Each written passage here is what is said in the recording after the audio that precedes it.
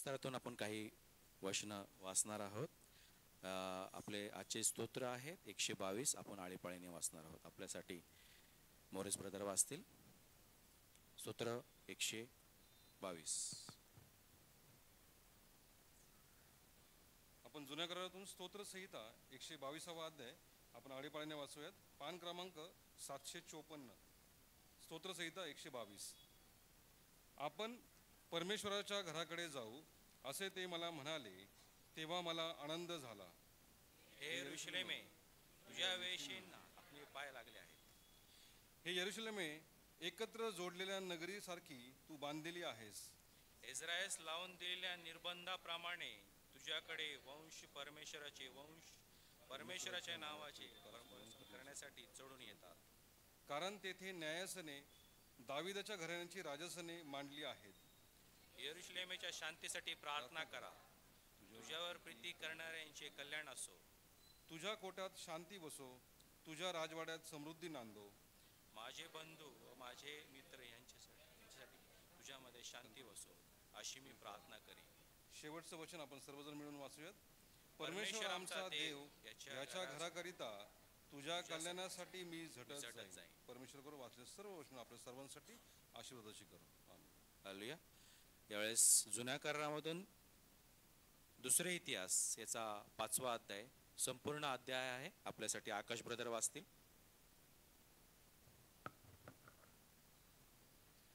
दुसरे इतिहास याचा 5वा अध्याय पूर्ण.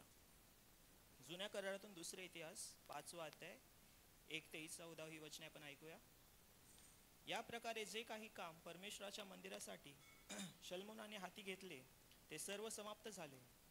मग आपला बाप दावीद याने समर्पिलेले सोने, चांदी व सर्व पात्रे शल्मोनाने आत आणून देवाच्या मंदिराच्या भांडारात ठेवली.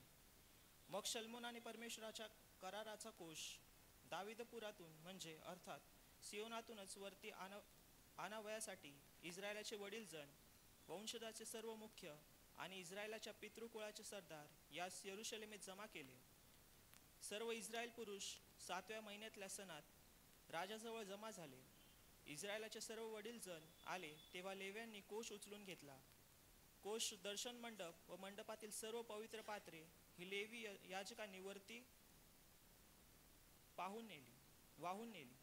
शल्मोन राजा व त्याचपाशी जमलेली सर्व इस्रायल मंडळी यांनी कोशापुढे शेरडा मेंढरांचे व गुराढोरांचे बली इतके अर्पण केले की त्यांची संख्या सांगता किंवा करता आली नाही. मग याजकांनी परमेश्वराच्या कराराचा कोश त्याच्या स्थानी म्हणजे मंदिराच्या गाभाऱ्यात परमपवित्र स्थानात करुबांच्या पंखाखाली त्याच्या ठिकाणी नेऊन ठेवला. कोश स्थानाच्या वर करुबांचे पंख पसरले होते. तो कोश व त्याचे दांडे यावर त्यांचे आच्छादन होते. त्याचे दांडे एवढे लांब होते की त्यांची शेवटे कोशातून बाहेर आलेली गाभाऱ्यासमोर दिसत, पण बाहेरून दिसत नसत. तो कोश आज दिवसपर्यंत तेथेच आहे. इस्रायल लोक मिस्र देशातून निघाल्यावर परमेश्वराने त्यांच्याशी करार केला. त्या समयी हेरोबात मोशेने या कोशात 2 पाट्या ठेविल्या होत्या. त्याखेरीज त्यात दुसरे काही नव्हते. याजक पवित्र स्थानातून बाहेर आले. जितके याजक हजर होते तितक्या सर्वांनी आपणास पवित्र केले होते. त्यांनी यावेळी पाळ्यांचा क्रम सोडिला होता. जितके लेवी गाणारे होते अर्थात आसाफ, हेमान व यदुथूत, तितके सगळे आपल्या पुत्रांसह व भाऊबंदासह सणाच्या वस्त्रे लेऊन झांजा, सारंग्या व विणा घेऊन वेदीच्या पूर्व बाजूस उभे राहिले व त्याचबरोबर 120 याजक कर्णे वाजवित होते. कर्णे वाजविणारे व गाणारे एका सुराने परमेश्वराची स्तुती व धन्यवाद करू लागले आणि कर्णे झांजा आदी करून वाद्य वाजवून परमेश्वराची स्तुती ते उच्च स्वरे करू लागले. ती अशी, तो उत्तम आहे, त्याची दया सनातन आहे. त्या समयी परमेश्वराचे मंदिर मेघाने व्यापिले. त्या मेघामुळे याजकास सेवा चाकरी करण्यास उभे राहावे ना, कारण परमेश्वराच्या तेजाने देव मंदिर भरून गेले. आमेन. हालेलुया. वाचले वाचलं परमेश्वर आशीर्वादित करो. यावेळेस नवीन करारामधून पत्राचे वाचन होईल आणि आजचे पत्र आहे करिंथकरास पहिले पत्र याचा 3रा अध्याय 16 आणि 17 वचन. पहिले करिंथ याचा 3रा अध्याय 16 आणि 17 वचन. तुम्ही देवाचे मंदिर आहात आणि तुम्ही आणि तुम्हामध्ये देवाचा आत्मा वास करतो, हे तुम्हास ठाऊक नाही काय? जर कोणी देवाच्या मंदिराचा नाश करतो तर देव त्याचा नाश करील, कारण देवाचे मंदिर पवित्र आहे, तेच तुम्ही आहात. आमेन. हालेलुया. यावेळेस शुभवर्तमानाच्या वाचनासाठी आपण सगळेजण उठून उभं राहूया आणि मी पाळक साहेबांना विनंती करेन की त्यांनी शुभवर्तमानाचे वाचन करावे. आजचे जे शुभवर्तमान आहे ते योहानकृत शुभवर्तमान याचा 17वा अध्याय 20 ते 24 आपण सर्वजण मिळून वाचूया.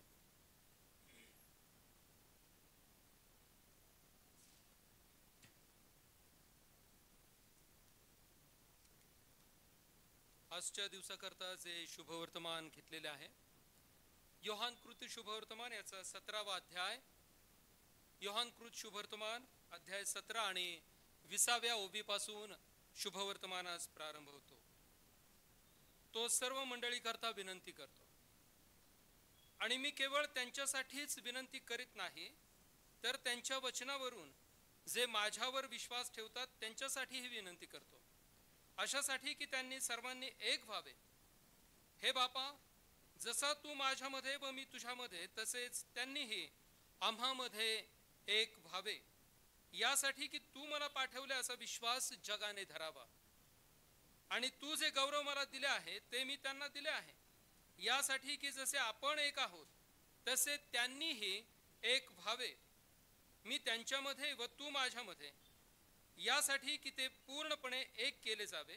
त्यावरून जगाने जाणावे की तू मला पाठवले आहे, आणि जशी तू माझ्यावर प्रीती केली तशी त्यांच्यावरही प्रीती केली. हे बापा, माझी अशी इच्छा आहे की जे तू मला दिले आहेत त्यांनीही जेथे मी आहे तेथे माझ्यापाशी असावे, यासाठी की जे माझे गौरव तू मला दिले आहे ते त्यांनी पाहावे, कारण जगाचा पाया घातला त्यापूर्वी तू माझ्यावर प्रीती केली. हे ख्रिस्ताचे शुभवर्तमान आहे. हे ख्रिस्ता, तुझी स्तुती असो.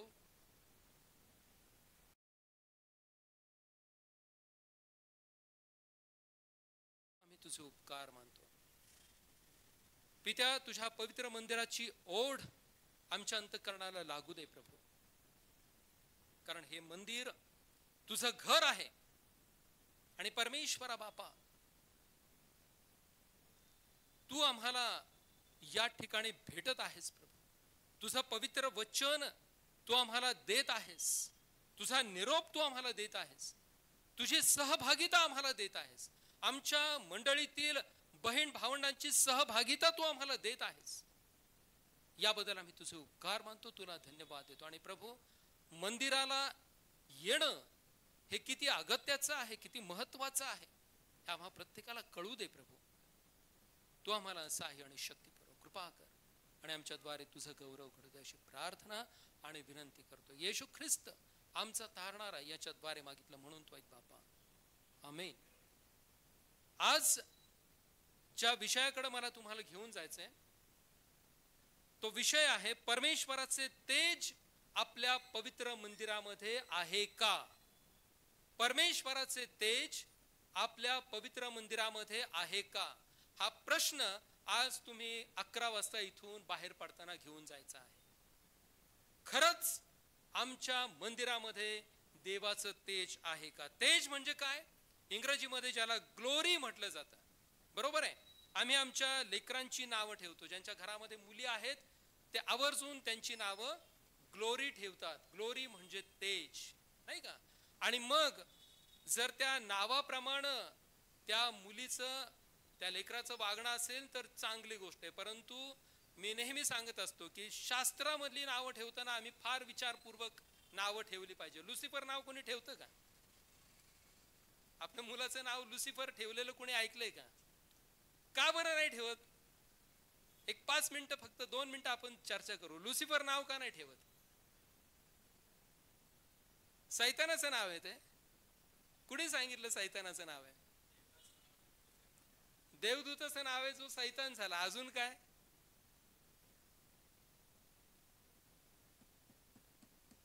लुसिफर या शब्दाचा अर्थ दीप्तिमान, तेजस्वी, दैदिप्यमान. त्या परमेश्वराच्या स्वर्गामध्ये प्रेझेंट वर्शिप करणारे जे सगळे देवदूत होते, त्यांचा जो पुढारी होता, जो नेता होता, त्याला ती दिलेली उपमा आहे लुसिफर. लुसिफर या शब्दाचा अर्थ आहे तेजस्वी, दैदिप्यमान, दीप्तिमान, प्रकाश धारण करणारा. जो प्रकाश धारण करतो त्याला ती उपमा दिलेली आहे लुसिफर. ते सैतानाचं ठेवलेलं नाव नाहीये, लक्षात घ्या. त्या शब्दाचा अर्थ तो आहे की जो प्रकाश धारण करतो.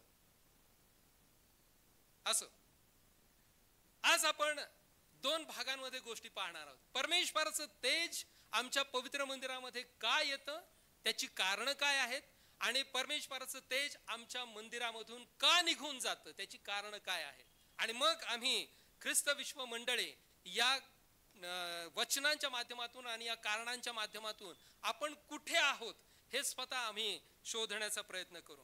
प्रियानो, निर्गमाच्या ग्रंथामध्ये ज्यावेळेस आपण पाहतो तेव्हा 40व्या अध्यायामध्ये 16 ते 34 या वचनांमध्ये आम्ही वाचन केल्यानंतर आपल्याला एक गोष्ट सातत्यानं पाहायला मिळते. 40व्या अध्यायापर्यंत म्हणजे निर्गम 25 ते 40 पर्यंत परमेश्वरानं मोशेला सभा मंडपाचा आराखडा दिलेला आहे. सगळ्या बारीक सारीक गोष्टी, कोणत्या वस्तू त्या सभा मंडपासाठी वापरायच्या, काय करायचं, या सगळ्या गोष्टी या निर्गमाच्या ग्रंथामध्ये सांगितलेल्या आहेत. आणि मोशेनं सगळ्या गोष्टी तपासून सगळं व्यवस्थित आहे की नाही ते बघितलेलं आहे. सभा मंडपाची रचना पूर्ण झालेली आहे. आणि त्या 40व्या अध्यायामध्ये 16 ते 34 या वचनामध्ये आपल्याला एक गोष्ट खूप कॉमन आलेली पाहायला मिळते, एक ओळ खूप कॉमन आलेली पाहायला मिळते. तिथे म्हटलेलं आहे, यहोवाने मोशेला आज्ञा दिल्याप्रमाणे त्याने केले. 16 ते 34 या वचनामध्ये ही ओळ सातत्यानं एकंदरीत 7 वेळा तिथं आलेली आपल्याला पाहायला मिळते. परमेश्वरानं मोशेला ज्या सर्व गोष्टी सांगितल्या होत्या त्या सगळ्या गोष्टी मोशेनं त्याच्या आज्ञेप्रमाणे केल्या. कुणाच्या आज्ञेप्रमाणे केल्या? परमेश्वराच्या आज्ञेप्रमाणे केलं. परमेश्वरानं जे सांगितलं तेच आणि तितकंच तंतोतंत मोशेनं सगळ्या गोष्टी पार पाडलेल्या आहेत. आणि मोशे सगळ्या गोष्टी तपासून पाहत आहे. परमेश्वरानं दिलेल्या आज्ञेप्रमाणे मोशेनं सर्व गोष्टी केल्या. परमेश्वर हा त्याचे पॅरामीटर्स वापरत असतो, त्याचे परिमाण वापरत असतो. देवाच्या दृष्टिकोनातून ज्या गोष्टी गरजेच्या आहेत परमेश्वर त्याच्या मंडळी करतात त्याचे पॅरामीटर्स वापरतो. माणसाला काय वाटतं ह्याच्याकडे परमेश्वर लक्ष देत नाही. कारण माणसाचं भवितव्य आणि माणसाचं भविष्य किंवा माणसाचे काय म्हणू आपण त्यांना चांगलं होणं हे कशावरती अवलंबून आहे हे देवाला माहिती आहे, हे आम्हाला माहिती नाही. आणि म्हणून देव आमची ज्यावेळेस काळजी घेतो त्यावेळेस तो त्याचे पॅरामीटर्स वापरतो. आम्हाला वाटतं त्याप्रमाणे परमेश्वर कार्य करत नाही. कारण आमचं भलं कशामध्ये आहे, आमचं चांगलं कशाने होणार आहे हे देवाला माहिती आहे. आणि म्हणून प्रियांनो, नेहमी लक्षात ठेवा, आम्ही आमच्या प्रत्येक गोष्टी करता देवाची आज्ञा पाळणं फार आवश्यक आहे. आम्ही देवाच्या आज्ञेमध्ये राहून त्याची इच्छा जाणून घेऊन आम्ही त्याप्रमाणे कार्य करणं हे फार गरजेचं आहे. आणि मग बघा परमेश्वर कशा रीतीनं तुम्हाला आणि मला आशीर्वाद देतो. तो देव कधीच त्याच्या लेकरांना सोडत नाही. तो आशीर्वाद देण्याकरता सदैव सज्ज आहे. फक्त त्याची अपेक्षा ही आहे की माझ्या लेकरांनी माझ्या आज्ञेमध्ये राहावं. आणि मोशेनं देखील तेच केलेलं आहे. मोशेनं काय केलं? परमेश्वरानं जे सांगितलं ते त्याच्या आज्ञेप्रमाणे तंतोतंत पाळलेलं आहे. आणि मग पुढं 34व्या वचनामध्ये आपल्याला पाहायला मिळतं, तेव्हा ढगाने सभा मंडप झाकला आणि यहोवाच्या तेजाने मंडप भरला. आता सभा मंडप तयार झालेला आहे आणि आता परमेश्वराचं तेज हे उतरून आलेलं आहे. परमेश्वराचं तेज उतरून आलेलं आहे. परमेश्वराच्या तिथे काय म्हटलेलं आहे की ढगानं सभा मंडप झाकून गेलेला आहे. परमेश्वराची आज्ञा ज्यावेळेस आपण पाळतो त्यावेळेस परमेश्वराचं तेज मंदिरामध्ये उतरून येतं. मग आता पुढे मी अजून एक वचन आपल्या समोर ठेवतो. लेवियाचा ग्रंथ 1 अध्याय 1 वचन, आणि यहोवा मोशेला हाक मारून सभा मंडपातून त्याच्याशी बोलला. आणि यहोवा मोशेला हाक मारून सभा मंडपातून त्याच्याशी बोलला.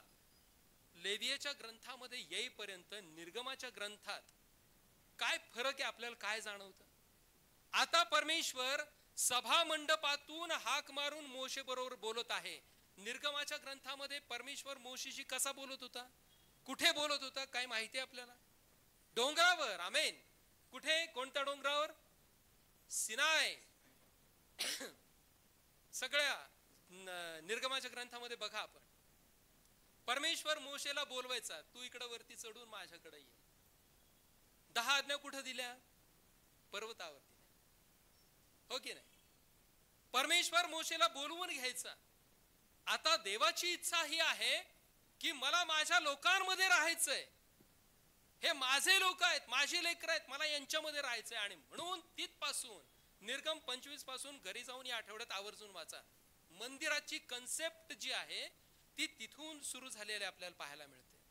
त्या ठिकाणी परमेश्वरानं मोशेला या सगळ्या आज्ञा दिलेल्या आहेत आणि सर्व प्रकारची रचना परमेश्वरानं त्याला सांगितली आणि त्यानुसार परमेश्वराने सर्व गोष्टी तंतोतंत केल्यानंतर आता सभा मंडपामध्ये परमेश्वराचं तेज ढगाच्या माध्यमातून उतरून आलेलं पाहायला मिळतं. आणि निर्गमाचा ग्रंथ संपतो आणि लेवियाच्या पहिल्याच अध्यायाच्या पहिल्याच वचनामध्ये म्हटलेलं आहे की सभा मंडपातून परमेश्वरानं हाक मारून मोशेशी बोलायला सुरुवात केलेली आहे. आता कुठे आलाय परमेश्वर?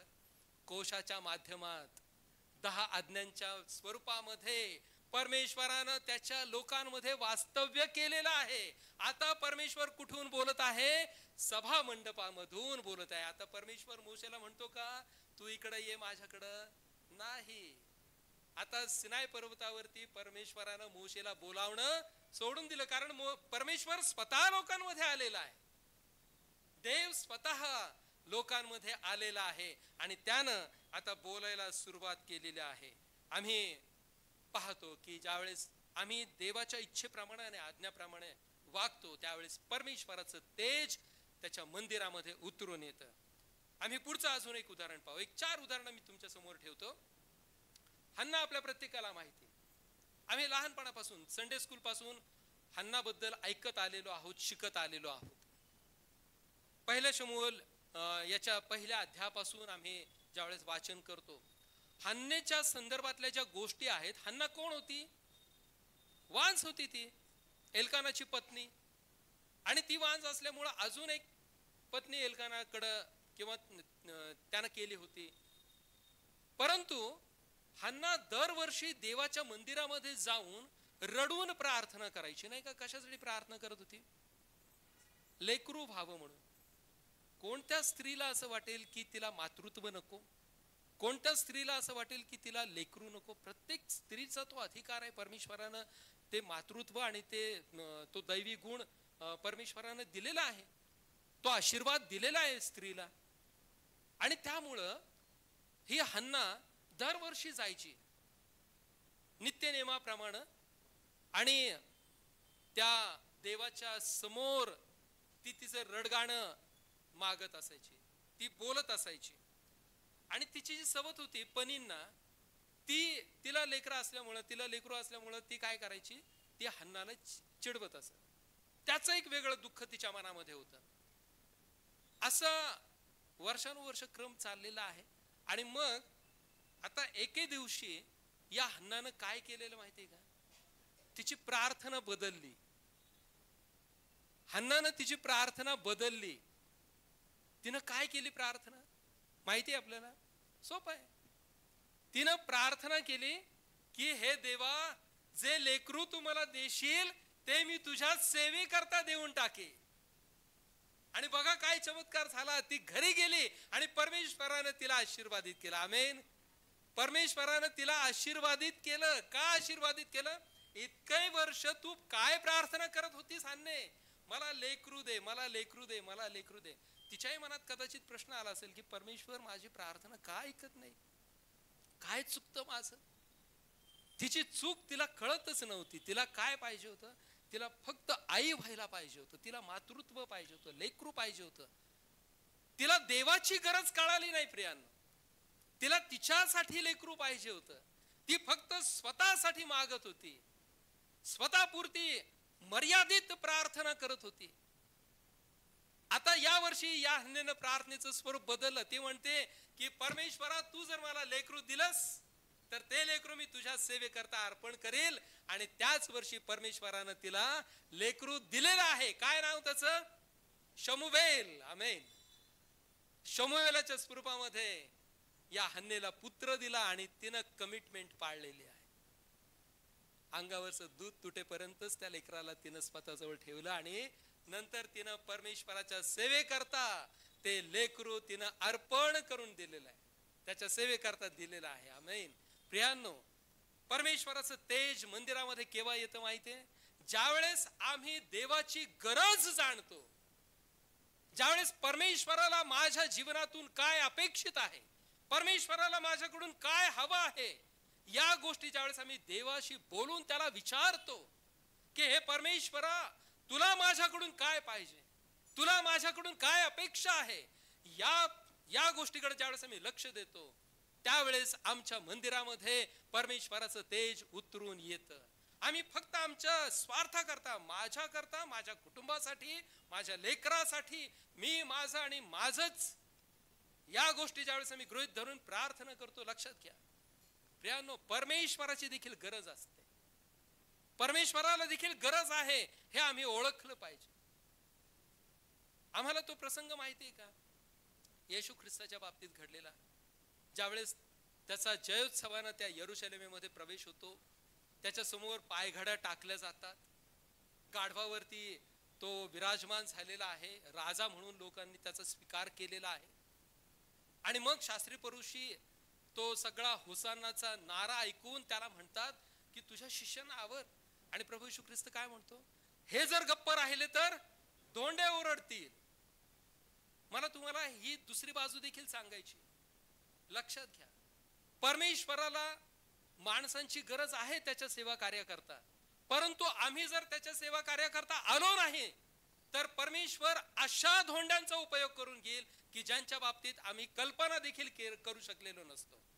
हे नेहमी लक्षात घ्या. आणि म्हणून जेव्हा परमेश्वर आम्हाला त्याच्या सेवा कार्याकरता पुढे बोलावतो त्यावेळेस आम्ही आवर्जून आलं पाहिजे. त्याची गरज आम्ही जाणली पाहिजे. हन्नेनं परमेश्वराची गरज जाणलेली आहे.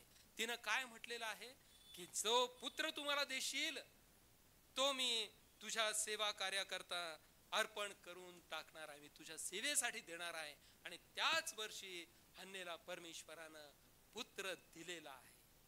आम्ही देवाची गरज ज्यावेळेस जाणतो त्यावेळेस आमच्या पवित्र मंदिरामध्ये तेज, परमेश्वराचं तेज उतरून येतं. आम्हाला एली याजक माहिती आहे, पहिले शमूएल 3 अध्याय, आणि त्यामध्ये एलीच्या मुलांच्या संदर्भामध्ये काही गोष्टी सांगितलेल्या आहेत, त्या मी पुढे आपल्याला सांगणार आहे. प्रियांनो, परमेश्वराचं जे तेज आहे ते अजून कशामुळे येतं? या एली याजकाला, शमूवेलाला परमेश्वरानं निरोप द्यायला सांगितलं होता. तो प्रसंग, परमेश्वर शमूवेलाला हाक मारत आहे. पहिल्यांदा हाक मारली, दुसऱ्यांदा हाक मारली, तिसऱ्यांदा बोलावलं, शमूएला शमूएला. त्या लहान लेकराला समजलं नाही की मला कोण हाक मारते. त्याला असं वाटलं की कदाचित याजक मला बोलवत असते. आणि म्हणून शमूएल तिथं त्यांच्याकडे जातो आणि त्या दोघांमध्ये जो डायलॉग आहे ते सगळं तिथं वर्णन केलेलं आहे. एलीला आता लक्षात आलेलं आहे की याला कुणी इतर कुणी हाक मारत नाही, याला थेट परमेश्वर बोलावत आहे. आणि मग एली त्या शमूएलाला काय सांगतो? आता जर तुला ती हाक ऐकू आली तर तू काय उत्तर दे? हे परमेश्वरा बोल, हे यहोवा बोल, तुझा दास ऐकत आहे. आणि त्याप्रमाणे ज्यावेळेस पुढची हाक परमेश्वर त्या शमूएलाला मारतो त्यावेळेस त्याप्रमाणे तो प्रतिसाद देतो. आणि मग एली याजकाच्या अधम मुलांच्या बाबतीतला जो निरोप आहे तो निरोप परमेश्वर या शमूएलाकडे देतो. जा आणि त्या एलीला सांग. भयानक. शमूएल थोडा वेळा करता घाबरतो किंवा त्याला भीती वाटते की हा निरोप जो इतका भयंकर निरोप आहे, तो निरोप काय आहे ते पुढे मी सांगेन. तो निरोप मी याजकाला देऊ कसा? परंतु लक्षात घ्या, हा शमूवेल, हा परमेश्वराचा जो निरोप आहे तो स्पष्टपणे एली याजकापर्यंत घेऊन जातो आणि तो त्याला सांगतो. तो निरोप आहे त्याच्या मुलांचा वध होण्याच्या संदर्भातला. तो निरोप एली याजकाला शमूवेल जाऊन सांगतो. प्रियांनो, आमच्या पवित्र मंदिरामध्ये तेज केव्हा उतरून येतं? ज्या वेळेस आम्ही परमेश्वराचं वचन स्पष्ट रीतीनं एकमेकांना सांगतो.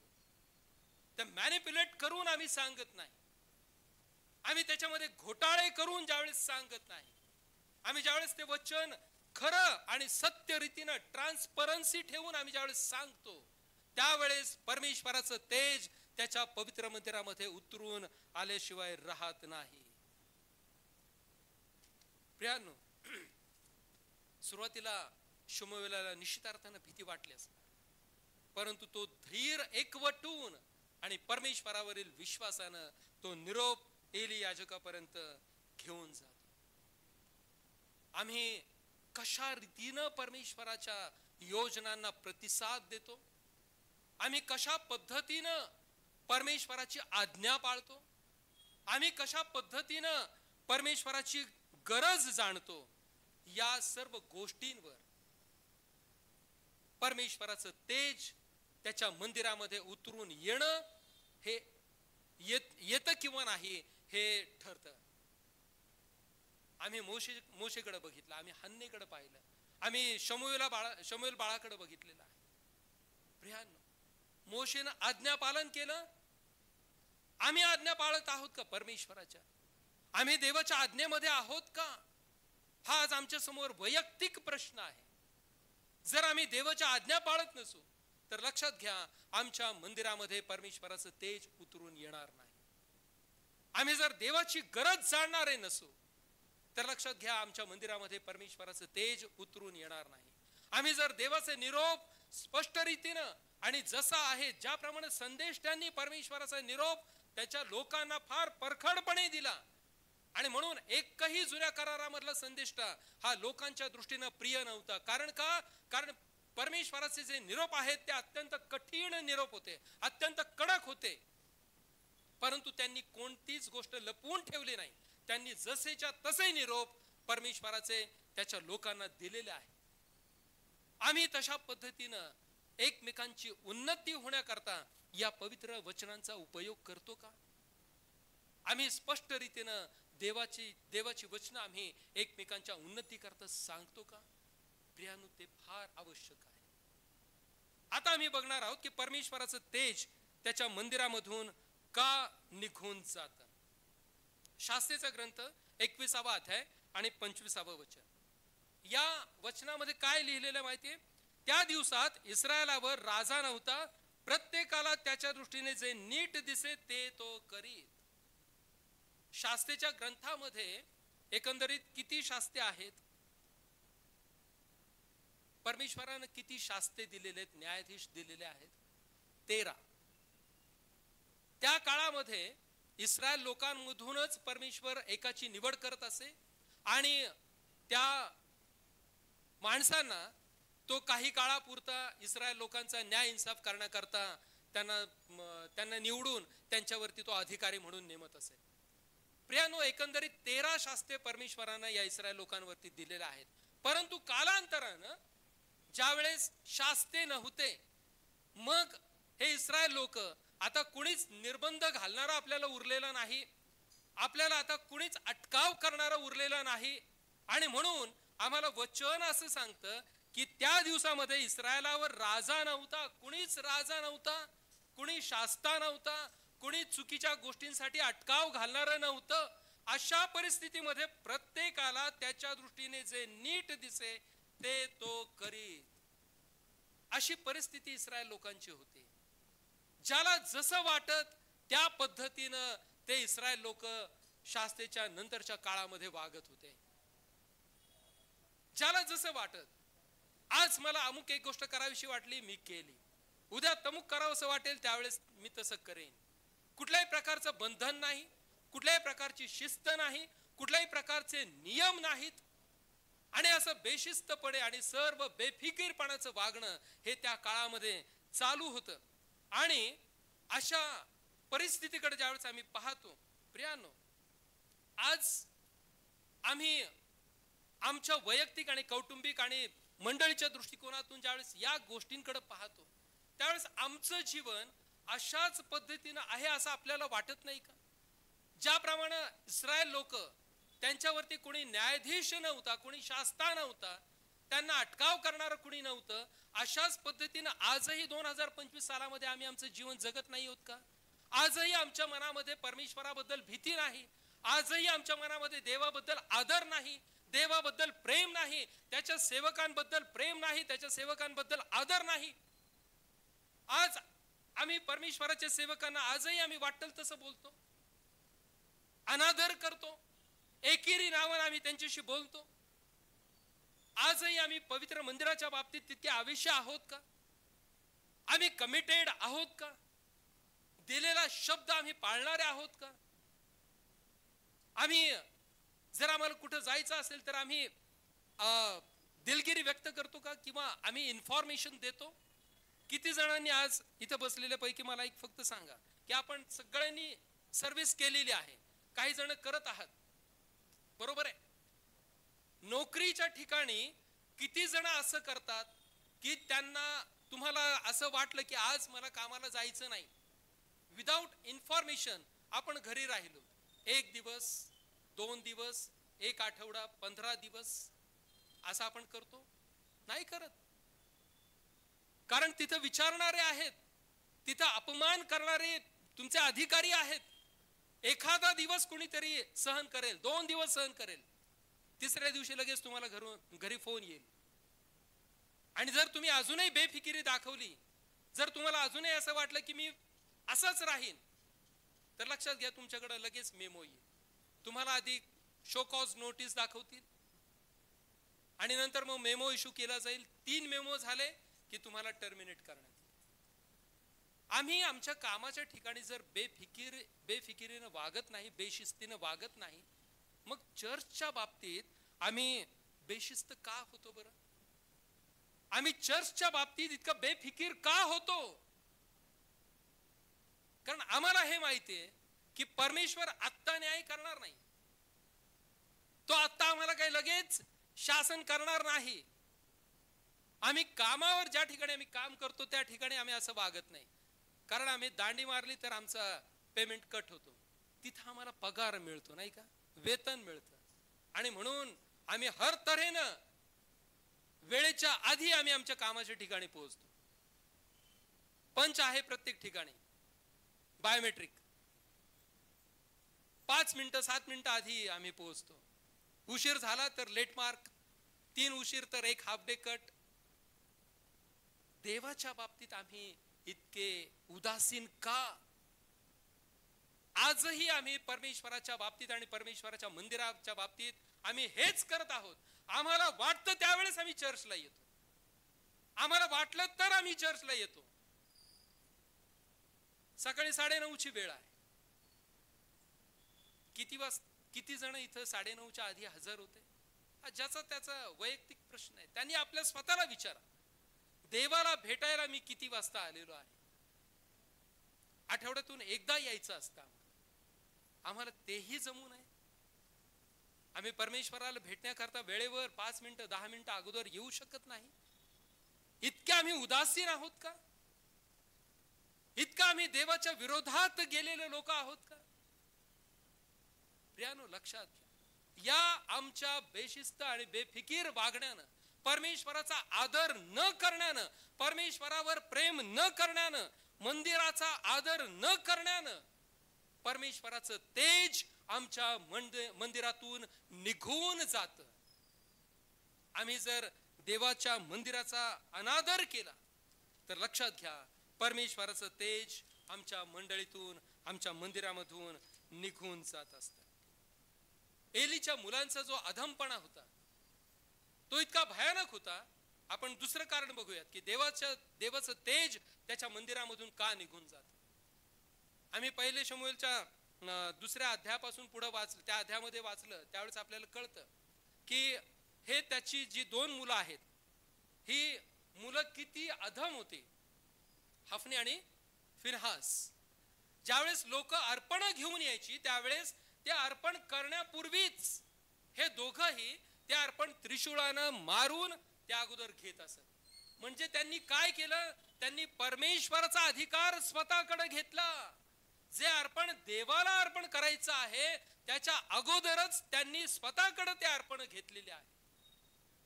आणि त्यांच्या या दुष्टपणाचा परिणाम त्यांना निश्चितार्थानं भोगावा लागलेला आहे. फक्त एवढं करून ते थांबलेले आहेत का? ते एवढंच करून थांबले नाहीत, तर देवाच्या दाराजवळ म्हणजे त्याच्या मंदिराच्या दाराजवळ ज्या स्त्रिया सेवा करत होत्या त्या स्त्रियांशीही त्यांनी अनैतिक प्रकार केलेले आपल्याला पाहायला मिळतात. एक तर त्यांनी चोरी केलेली आहे, त्याचप्रमाणे त्या स्त्रियांशी त्यांनी व्यभिचार केलेला देखील आपल्याला पाहायला मिळतो. आज मंदिरांमधून मंडळांमधून यापेक्षा काय वेगळं चित्र आहे? आज आम्ही चोरी करत नाही आहोत का? मी जर म्हटलं की इथं बसलेले प्रत्येक जण आम्ही देवाची चोरी करतो असं जर मी म्हटलं तर कदाचित तुम्हाला राग येईल, पण येऊ द्या राग. कारण आम्ही देवळाला वेळेवर न जाणं, उशिरा जाणं म्हणजे देवाच्या वेळेची चोरी करणं होय. आम्ही आमची अर्पण ठरवल्याप्रमाणे न देणं, जे देवानं हक्कानं मागून घेतलेलं आहे ते त्याला न देणं म्हणजे देवाच्या पैशांची चोरी आहे. परमेश्वरानं दशांश मागितलेला आहे, तो दशांश न देणं म्हणजे परमेश्वरानं दिलेल्या आम्हाला उत्पन्नाची चोरी केल्यासारखं आहे. आम्ही चोर नाही आहोत, तो कोण आहोत? आम्ही जर दशांश देत नाही तर आम्ही चोर आहोत. आम्ही उपकार स्तुतीची अर्पण देत नाही तर आम्ही चोर आहोत. आम्ही देवाचा वेळ देवाला देत नाही तर आम्ही चोर आहोत. आम्ही चोरी करणारे जर आहोत, या सगळ्याच बाबतीत आम्ही घरी जाऊन निश्चितार्थाने विचार करा की मी खरंच हे करतो का, मी खरंच हे करते का, आणि याचं उत्तर शोधण्याचा प्रयत्न करा. जर आम्ही परमेश्वराच्या बाबतीत चोरी करणारे आहोत, लक्षात घ्या परमेश्वराचं तेज मंदिरामधून निघून गेलेलं आहे. एक दोन उदाहरणं सांगतो मी, आणि जे सत्य आहेत, घडलेल्या गोष्टी आहेत. मोठं मंदिर आहे, परंतु आता मी त्या शहराचं आणि त्या देवळाचं नाव सांगत नाही. दानार्पण ज्यावेळेस फिरवलं जातं त्यावेळेस पायऱ्यांमधून जाताना आणि येताना जिथं कुणी नसतं तिथून येणारे ज्यांच्याकडे ते दानार्पण आहे ते त्या दानार्पणातून काही रक्कम काढून खिशात टाकतात. ही सत्य परिस्थिती आहे. कसा परमेश्वर आशीर्वाद देईल. आणि तेवढ्या करता फक्त दानार्पण घेण्याकरता मग ती झुंबड चाललेली असते की मौना तो आटापिटा चाललेला असतो. कशासाठी? तर त्या दानार्पणातून काही रक्कम काढून घेता येईल. प्रियानो, हे किती दिवस करू शकतो माणूस? लक्षात घ्या, जे दान सभासदांनी श्रद्धेनं अर्पण केलेलं आहे त्या अर्पणाची चोरी करणं म्हणजे थेट परमेश्वराचा क्रोध ओढावून घेणं आहे. आम्ही ज्यावेळेस चोरी करतो, देवाच्या मंदिरामध्ये आम्ही ज्यावेळेस चोरी करतो त्यावेळेस परमेश्वराचं तेज त्याच्या मंदिरामधून आणि पर्यायानं मंडळीच्या जीवनातूनही निघून जात. तुम्ही कितीही पैसा कमवणार असाल, परंतु तुमचं जीवन परमेश्वराच्या तेजानं भरलेलं नसणार आहे हे कायमस्वरूपी लक्षात ठेवा. ज्यावेळेस याजक येतात, आता हा अनुभव माझा वैयक्तिक आहे. पाहुणा म्हणून ज्यावेळेस याजकांना बोलावलं जातं त्यावेळेस व्हाउचरवर सही घेतली जाते, नाही का, मानधन देण्याकरता. आणि सही घेतल्यानंतर ते मानधन प्रत्यक्ष दिलं जात नाही. ज्यावेळेस सगळी कमिटी ते दानार्पण मोजायला बसते त्यावेळेस प्रत्येकाला हे वाटतं की त्याने दिलं असेल, त्यानं दिलं असेल, त्यानं दिलं असेल. सही तर घेतली जाते, परंतु प्रत्यक्ष जे मानधन देणं गरजेचं आहे ते दिलं जात नाही. आणि हे कुणाला तरी एकाला माहिती असतं की हे पाकिट संबंधित याजकांना दिलेलं नाही. मग ही चोरी नाही तर काय? ही चोरी नाहीये तर काय आहे? कुणाची चोरी आहे? जे अर्पण परमेश्वराच्या लेकरांनी अर्पण केलेलं आहे, दिलेलं आहे, त्या अर्पणाची ही चोरी आहे. हे लक्षात घ्या. आपल्या ज्यावेळेस अशा प्रकारच्या घटना मंदिरामध्ये घडतात त्यावेळेस परमेश्वराचं तेज त्याच्या मंडळीमधून आणि त्याच्या मंदिरामधून निघून जातं. प्रियांनो, मी या ठिकाणी थांबणार आहे. अजून काही गोष्टी आहेत परंतु त्यानंतर आपण कधीतरी पाहणार आहोत. मंदिरामधून परमेश्वराचं तेज निघून जाण्याची कारण आम्ही बघितले.